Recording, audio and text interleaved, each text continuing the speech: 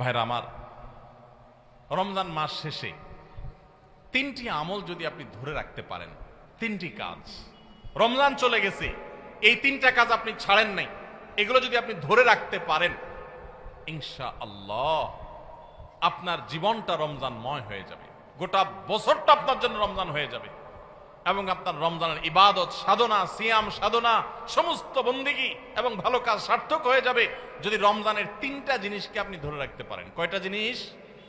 তিনটা। বলবো সেগুলা। নাম্বার 1, 5 ওয়াক্ত নামাজ।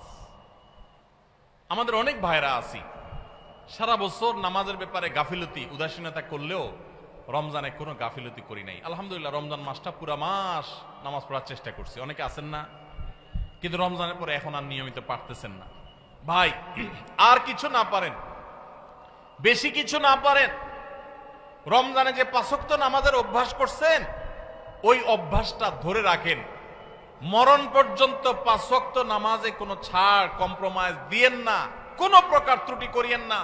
আল্লাহর কসম, ঈমানের পর 5 ওয়াক্ত নামাজের চাইতে গুরুত্বপূর্ণ কোনো আমল আল্লাহর জমিনে, কোরআন এবং হাদিসে আরেকটা নাই। নামাজের চাইতে গুরুত্বপূর্ণ কোন আমল আছে? ঈমানের পর 5 ওয়াক্ত নামাজের চাইতে গুরুত্বপূর্ণ, ফজিলতপূর্ণ, মর্যাদাপূর্ণ কোন আমল কোরআন এবং হাদিসে আরেকটা। কিন্তু দুঃখের বিষয়, আমরা অনেক মুসলমান আছি বাংলাদেশে, আমরা নামাজ ঠিক মতো পড়ি না।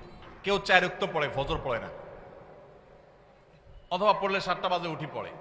কেউ শুধু জুমা পড়ে, মাঝে মধ্যে পড়ে টক্কা টক্কা।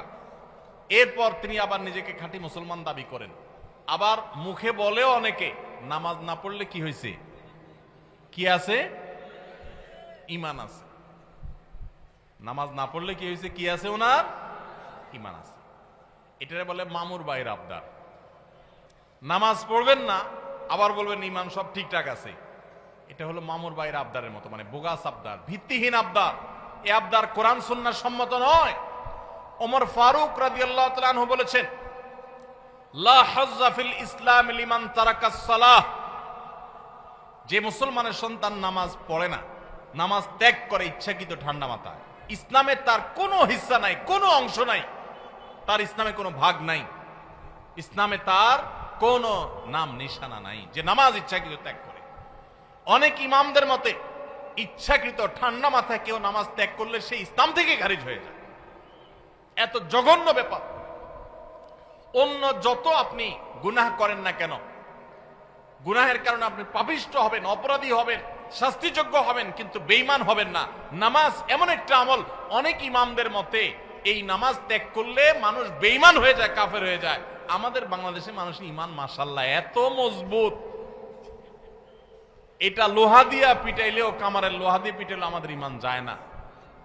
নামাজ না পড়তে না পড়তে না পড়তে না পড়তে এমনি কেবল অন্তরে মোহর পড়ে গেছে, এরপরেও সে বড় গলায় দাবি করে, নামাজ না পড়লে কি হয়েছে? আমার ঈমান ঠিক আছে। ভাইরা আমার, রমাদানের এই আমলটা, 5 ওয়াক্ত নামাজ সময় মতো, পুরুষরা জামাতের সাথে, মা বোনরা ওয়াক্ত মতো। মা বোনদের একটা সমস্যা হলো, অনেক মা বোনরা জোহরের নামাজটা পড়েন 3টা, 3:30টার দিকে। কেন? দুপুরে ওনারা রান্না বাড়া করেন, রান্না বাড়া করতে গিয়ে ওনারা শরীর ঘামায় টামায় যান, তখন শয়তান এসে মাসালা নিয়ে হাজির হয়। শয়তান ওনার মাথায় একটা মাসালা ঢুকায়। কি মাসালা ঢুকায়? বলে যে, দেখো বোন, তুমি এত কষ্ট করে এতক্ষণ রান্না বাড়া করলা, রান্না করে গেছো, গরমে ঘামায়া স্যাঁতস্যাঁতা হয়ে গেছো, এই শরীর নিয়ে তুমি আল্লাহর সামনে কেমনে দাঁড়াইবা বলো? তো এবার বোন শয়তানরে জিগায় মনে মনে আর কি, তাহলে কি করতে হবে? এবার শয়তান তার মনে মনে বলে দেয় যে, আরে নামাজ তুমি ঠান্ডা মাথায় ফ্রেশ মোডে পড়বা, হাতের কাজ শেষ করে নাও, রান্না বাড়া শেষ করে নাও, সবাই খাবার টাবার দিয়ে নাও, তুমি বাথরুমে যাও, সুন্দর করে গা ডলে গোসল করো, ফ্রেশ হয়ে আসো, এরপরে 3টা, 3:30 আসরের নামাজ সুই সুই হয়ে যাবে, এবার তুমি ফ্রেশ মুডে একটু নামাজ পড়ো। কাজটা কি ভালো হইলো না খারাপ হইলো? দেখতে কিন্তু ভালো মনে হচ্ছে, তাই না? যে উনি ফ্রেশ মুডে নামাজ পড়বে। টাইম যদি পার হয়ে যায় তো এই ফ্রেশ মুডের 2 পয়সার কোনো মূল্য। আল্লাহ বলেছেন, ইন্নাস সালাতা কানাত আলাল মুমিনিনা কিতাবা মাওকুতা।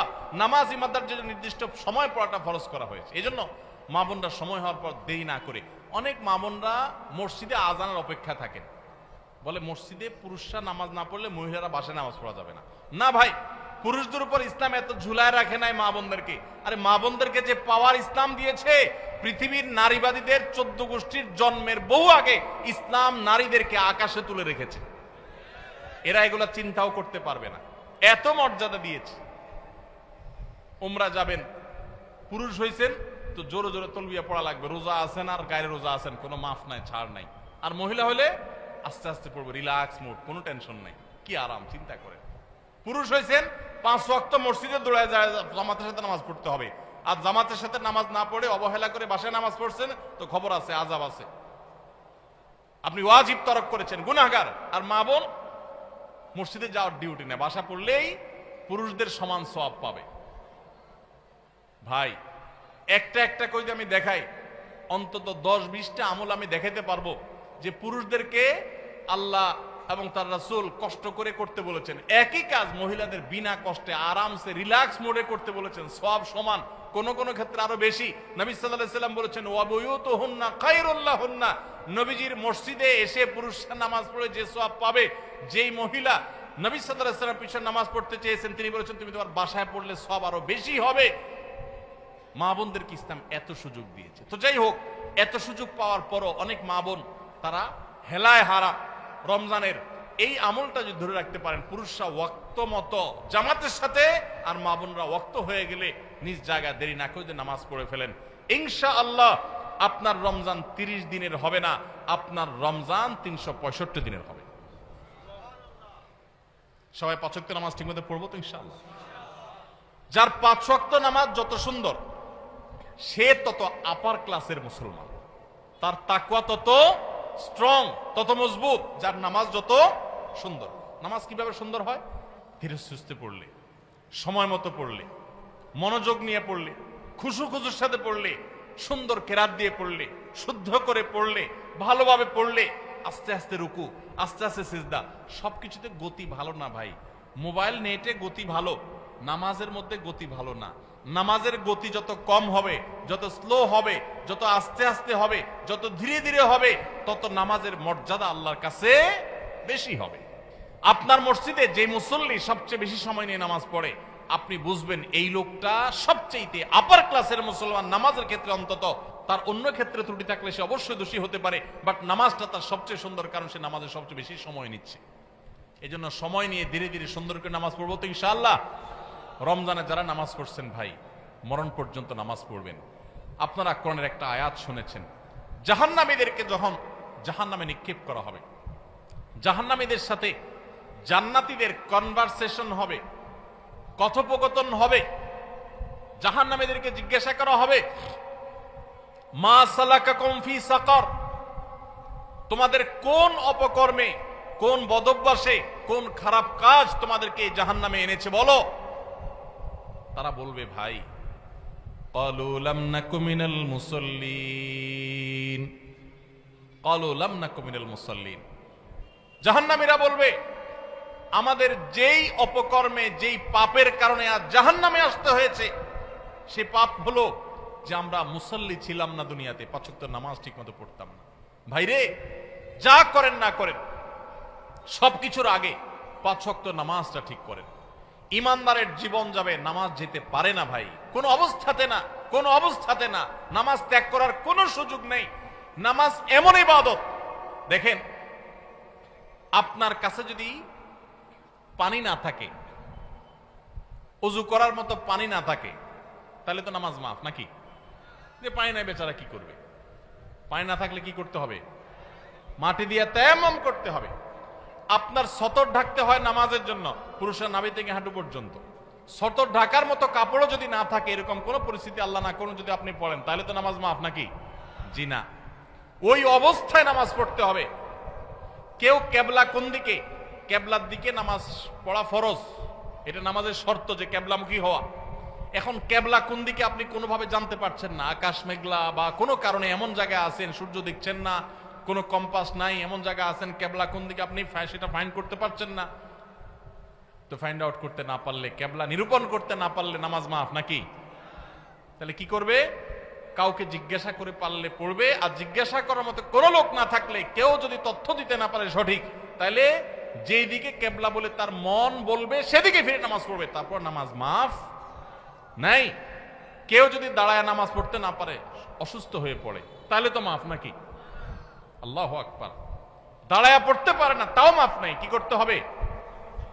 বসেও যদি পড়তে না পারে, হসপিটালে বেডে হাত পা সব ব্যান্ডেজ করা, শোয়া আছে, বসার ক্ষমতা নেই, তাহলে তো মাফ নাকি? আল্লাহু আকবার। ওই অবস্থায় নামাজ পড়তে হয়। কিভাবে নামাজ পড়বে সে? ইশারায়, চোখের ইশারা নামাজ পড়বে, মনে মনে নামাজ পড়বে। যতক্ষণ পর্যন্ত তার সেন্স আছে, হুঁশ আছে, নামাজ মাফ নাই। সেন্স চলে গেছে, বেহুশ হয়ে গেছে, 5-7-10 দিন বেহুশ সেন্সলেস চলে গেছে, তাহলে ভিন্ন কথা। সেন্স নাই, তার আর নামাজ নাই। কিন্তু যতক্ষণ পর্যন্ত সেন্স আছে ততক্ষণ পর্যন্ত নামাজ আছে। এই জন্য ভাই, নামাজ ত্যাগ করবেন না। প্রিয় নবী সাল্লাল্লাহু আলাইহি সাল্লাম আপনার আমার প্রাণের নবী। আমরা নবীর ভালোবাসার কথা বলি অনেকে। শুনেন, নবী সাল্লাল্লাহু আলাইহি সাল্লামের নামাজের ব্যাপারে কি সিরিয়াসনেস ছিল জানেন? ওনার জীবনের শেষের দিকে এসে যখন একা একা ওনার রুম থেকে মসজিদে এসে নামাজ পড়ার মতো ক্ষমতা ছিল না। আপনারা যারা মদিনায় গেছেন তারা দেখেছেন, ভিডিওতে অনেকে দেখেছেন, তার যে মিম্বর, সেখান থেকে তার যে কবরটা, এই কবরটাই ছিল তার থাকার কক্ষ। এই দুইটার মধ্যে দূরত্ব কিন্তু সামান্য কয়েক হাত, সামান্য কয়েক হাত। আমাদের যে স্টেজটা আছে, স্টেজের 2 গুণ বা 3 গুণ হবে বড় জোর, এতটুকু জায়গা। এই বাঁশের ঘেরাওটার এক মাথা থেকে আরেক মাথা, এত বড় হবে না, এর অর্ধেক হবে। এইটুকু জায়গা হেঁটে আসার মতো শরীরে ক্ষমতা নাই। তখন পর্যন্ত প্রিয় নবী সাল্লাল্লাহু আলাইহি সাল্লাম তার এক হাত আলী রাদিয়াল্লাহু তাআলা আনহুর কাঁধে, আরেক হাত আব্বাস রাদিয়াল্লাহু তাআলা আনহুর কাঁধে দিয়ে, 2 সাহাবীর কাঁধে 2টা হাত দিয়ে পুরা শরীরের ভার তাদের উপরে ছেড়ে দিয়ে 2টা পা মোবারক মাটিতে রেখে দাঁড়াবেন, সেই শক্তি ছিল না মৃত্যুর আগ মুহূর্তে। পাগুলোকে মাটির সাথে টানতে টানতে রুম থেকে মিম্বার পর্যন্ত এসেছেন এবং নামাজ পড়াবেন ইমামতি করে, সেই শক্তি নাই। আবু বকরকে নির্দেশ করেছেন, আপনি নামাজ পড়ান, আমি নামাজের ইমামতি করার শক্তি নাই। ভাইরা আমার, এরকম কঠিন সময় পর্যন্ত প্রিয় নবী সাল্লাল্লাহু আলাইহি ওয়াসাল্লাম নামাজ ত্যাগ করা তো দূরের কথা, জামাত পর্যন্ত ত্যাগ করেন নাই। ওমর রাদিয়াল্লাহু তাআলার কথা আপনারা শুনেছেন, ফজরের নামাজের ইমামতি করতেছিলেন। ওই সময় ফিরোজ আল-লুলু নামে একজন অগ্নি পূজক, ইসলামের দুশমন, খঞ্জর লুকিয়ে এনেছিল কাপড়ের মধ্যে। যখন তিনি নামাজের মধ্যে আসেন, এমন একটা পজিশনে আছেন যে তিনি নামাজের গভীরে প্রবেশ করে গেছেন, তখন খঞ্জর আঘাত করেছে তার খঞ্জর দিয়ে তার পেটে। সাথে সাথে নাড়ি বুড়ি বের হয়ে এসেছে, রক্তে সব ভেসে গেছে, উনি পড়ে গেলেন নামাজের মধ্যে। কিন্তু সবাই ধরাধরি করে তাকে নিয়ে যাওয়া হলো, নিয়ে গেলেন। তিনি সেন্সলেস হয়ে যাচ্ছেন, রক্ত শূন্য হয়ে, মৃত্যুর ঠিক আগ মুহূর্তে, এর কিছুক্ষণ পরেই মারা গেছে। ওই সময় হঠাৎ করে তার যখন সেন্স আসছে, একটু মাথাটা উঁচু করার পর তার পরিবারের সদস্যরা দৌড়ে আসছে যে এত রক্ত ক্ষরণ হয়েছে, বোধহয় পানি টানি পান করার জন্য বলবে। শেষ মুহূর্তে মানুষ পানি খেতে চায় মরার আগ দিয়ে বা কিছু।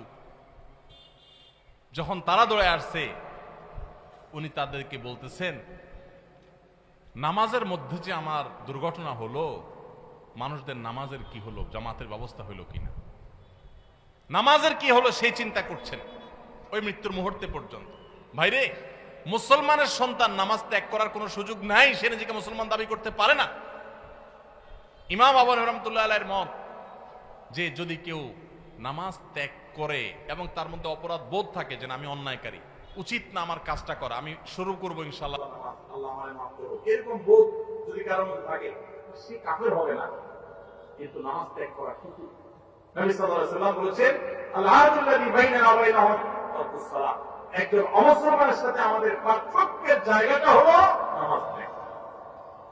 এজন্য ভাই নামাজ পড়বো তো ইনশাআল্লাহ। রমজান মাসের এই একটা জিনিস যদি আপনি সারা বছর ধরে রাখতে পারেন, নামাজটা সুন্দর করে 5 ওয়াক্ত সময় মতো ঠিকঠাক করে পড়েন, আপনার গোটা জীবন রমজান হয়ে যাবে ইনশাআল্লাহ। দ্বিতীয় যে আমলটা কথা বলছে রমজান করে ধরে রাখার জন্য, সেটা হলো ভাই কোরআন কারীমের তিলাওয়াত। আমরা অনেকে আলহামদুলিল্লাহ তারাবিতে খতম শুনছি, তাই না? অনেকে মাশাআল্লাহ একটু কোরআন তেলাওয়াত করার চেষ্টা করছে। যারা পারি না পড়তে, তারা পড়া শুরু করে দেন। আমরা সুন্নাহ ফাউন্ডেশন থেকে আপনাদের সর্বস্তরের সাধারণ মানুষের কোরআন শেখার সুবিধার্থে আমরা একটা কোর্স রেডি করছি। এটা প্রায় 80% কাজ ইতিমধ্যে সম্পন্ন হয়ে গেছে আলহামদুলিল্লাহ। এটা 20% কাজ বাকি আছে। আশা করছি খুব শীঘ্রই সেটা শেষ হয়ে যাবে। হয়ে গেলে এটা আমরা সবার জন্য ওপেন করে দেব। অনলাইনে আপনি নিজে নিজে কোরআন শিখতে পারবেন। তারপর আপনার এলাকার ইমাম মুয়াজ্জিনদের সহযোগিতা নিতে পারলে, ইমাম সাহেবদের সহায়তা নিতে পারলে আপনার জন্য আরো বেশি ভালো হবে। তো আপনারা যারা কোরআন পড়তে পারেন তারা কোরআন শিখে ফেলবেন, আর যারা পারেন তারা নিয়মিত পড়বেন। প্রতিদিন 10 লাইন 20 লাইন শোয়ার আগে বা যে কোনো একটা টাইম ফিক্স করবেন, এটা আমি কোরআন পড়া ছাড়া আমি ঘুমাবো। চেষ্টা করা যাবে না ইনশাআল্লাহ। রমজানের কোরআন তেলাওয়াতের আমলটা সারা বছর একটু হলেও ধরে রাখেন, আপনার জীবনটা বদলে যাবে। আপনি আমল করবেন, দেখবেন। নাম্বার 3 নম্বর আমল হলো রমজান মাসটা মূলত গুনাহ ত্যাগের মহড়ার মাস, গুনাহ ত্যাগের প্রশিক্ষণ নেওয়ার মাস। আল্লাহ বলেছেন কুতিবা আলাইকুমুস সিয়ামু কামা কুতিবা আলাল্লাযিনা মিন ক্বাবলিকুম লাআল্লাকুম তাত্তাকুন। তোমাদের উপর সিয়াম ফরজ করা হয়েছে, তোমাদের পূর্বপুরুষদের উপর যেমন ফরজ করা হয়েছিল। কেন? যেন আশা করা যায় তোমরা মুত্তাকি হতে পারো। মুত্তাকি মানে কি? গুনাহ ছাড়া শেখা। পৃথিবীতে যত অপরাধ হয়, দুনিয়াতে যত পাপের কাজ হয়, এই সমস্ত অপরাধ, সমস্ত পাপের কাজ সাধারণত দুই কারণে হয়। এক হলো পুণ্যবৃত্তির কারণে হয়, আর হলো যৌন বৃত্তির কারণে হয়। মানুষ পেটের তাড়নায়, যৌন তাড়নায় বেশিরভাগ ক্ষেত্রে খুন খারাপি, অপরাধী, রাজধানী, নানা রকমের অনাচার অন্যায় করে। রমজান মাসে যে আমরা রোজা রাখি, একটু চিন্তা করে দেখেন, এত কাজ থাকতে আল্লাহ তাআলা কেন বললেন পানাহার করা যাবে না, যৌনাচার করা যাবে না? এটা তো আল্লাহ বলেন নাই যে রমজান মাসের রোজা হলো দিনে ঘুমানো যাবে না। ঘুমের রোজা হতে পারতো না? যে ঠিক আছে সুবহ সাদেক ফজর আযান থেকে নিয়ে মাগরিব পর্যন্ত ঘুমানো যাবে না, এটাই রোজা হতে পারতো না? সেটা না হয়ে আল্লাহ বললেন কি কি বিধান দিলেন?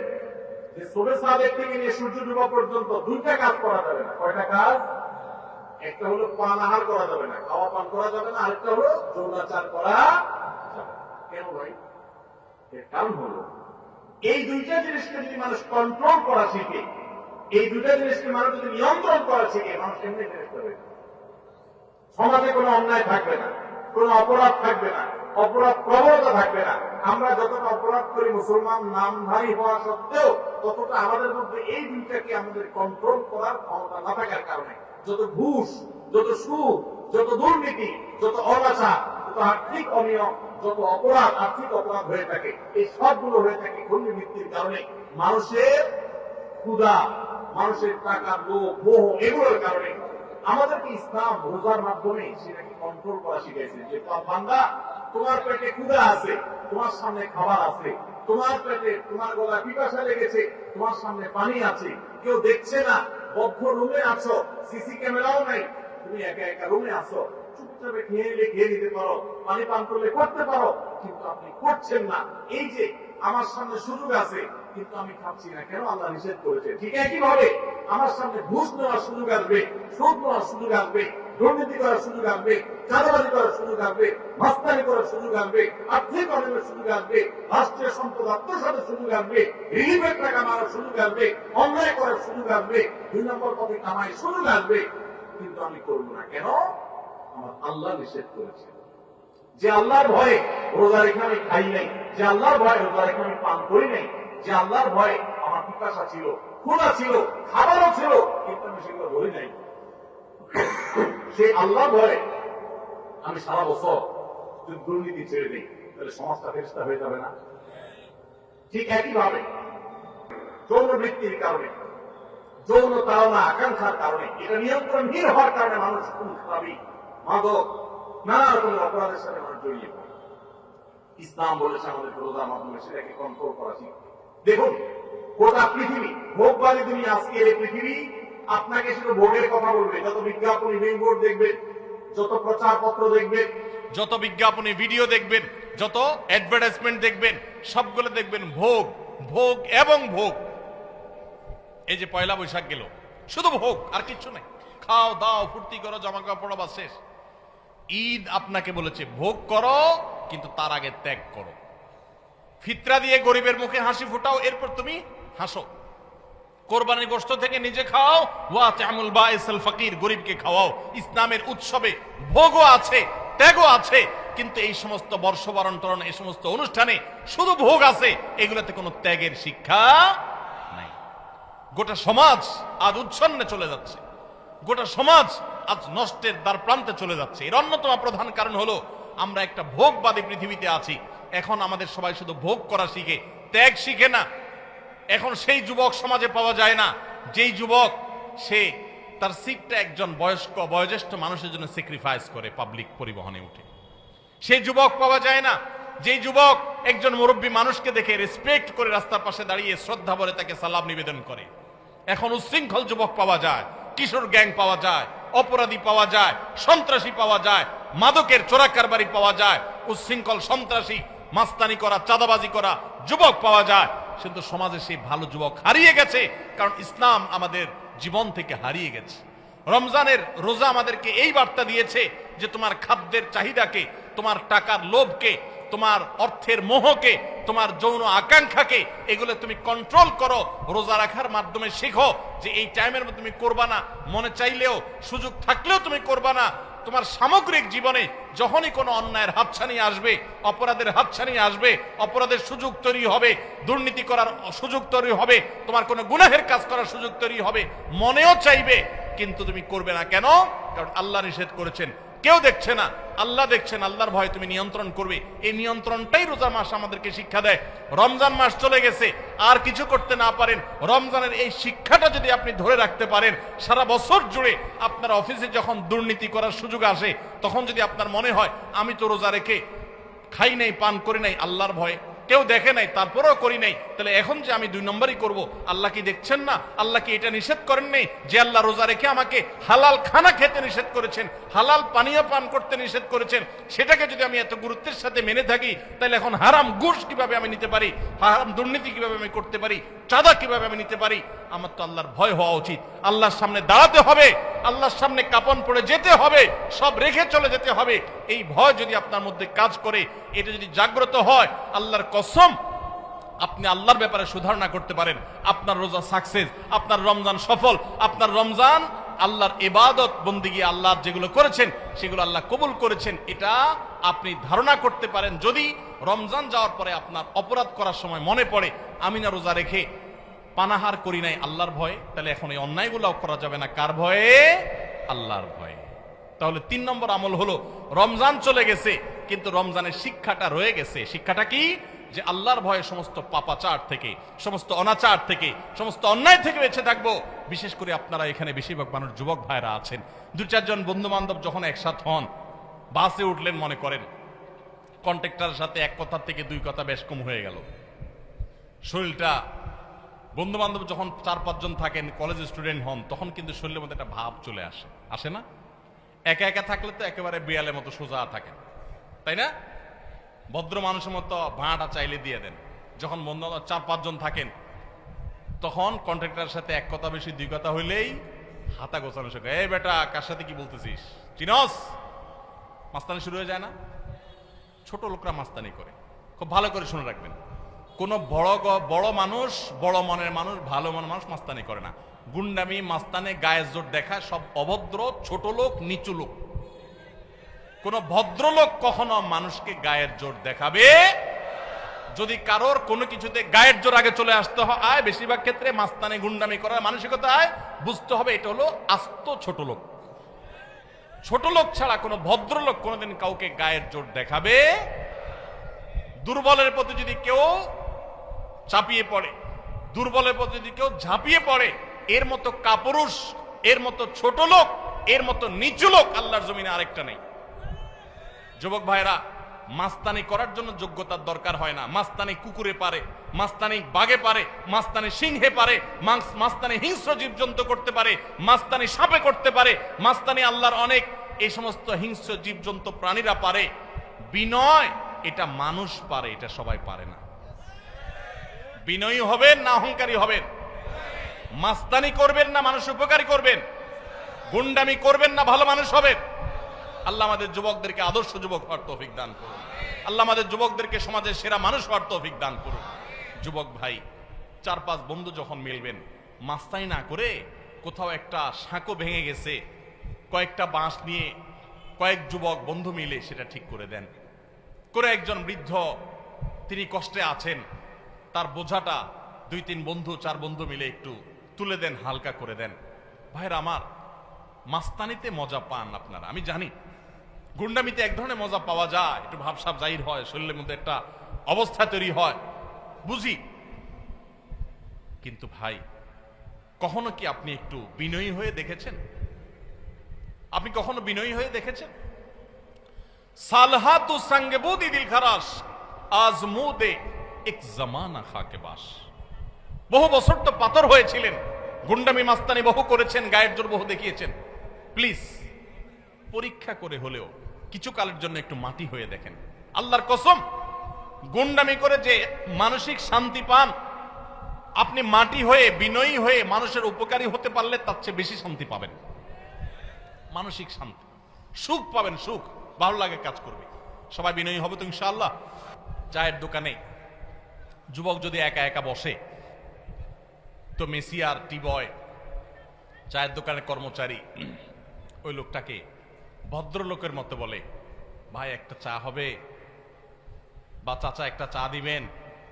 আর বন্ধু বান্ধব যখন 4-5 জন থাকে, আড্ডা ফাড্ডা মারে, শরীরে একটু ভাবসাব আসে, তখন আপনার একবারে বেশি 2বার বলা লাগে, তো দেখান যায় টোন চেঞ্জ হয়ে যায়। এই তোমার কাছে চা চাইছিলাম না, কানে শোনো না, মানুষ মনে হয় না নাকি? থাপ্পড় শুরু টেবিলে মনে। ছোট লোক। কি লোক? ছোট লোক। ভালো করে বলেন, কি লোক? গুন্ডামি করে কি লোকে? মাস্তানি করে কারা? গায়ের জোর দেখায় কারা? কোন ভদ্রলোক এগুলো করে? ভদ্রলোক হবেন না ছোট লোক হবেন? মানুষের মধ্যে পশুত্ব আছে, পশুত্ব। রমজান মাসে আমাদের এই পশুত্বকে নিয়ন্ত্রণ করতে শিখায়। নিয়ন্ত্রণ, খাইতে চায়, খাই, খানাও আছে কিন্তু খাওয়া যাবে না। এই যে পশুত্ব, কন্ট্রোলের জন্য শিখাচ্ছে। আমার চাইলেই সবকিছু করব না, আমি নিষেধ সেটা আমি করব না। এই জন্য পশুত্ব কন্ট্রোল যদি করতে পারেন, রমজান চলে গেছে কিন্তু রমজানের শিক্ষাটা যদি আপনার মাথায় চলে আসে, আপনি একটা অন্যায় কাজ যদি ছাড়তে পারেন রমজানের শিক্ষা থেকে শিক্ষা অর্জন করে, তাহলে ইনশাআল্লাহ রমজান আপনার সার্থক। তাহলে 3টা আমল বলছিলাম ভাই, ধরে রাখেন।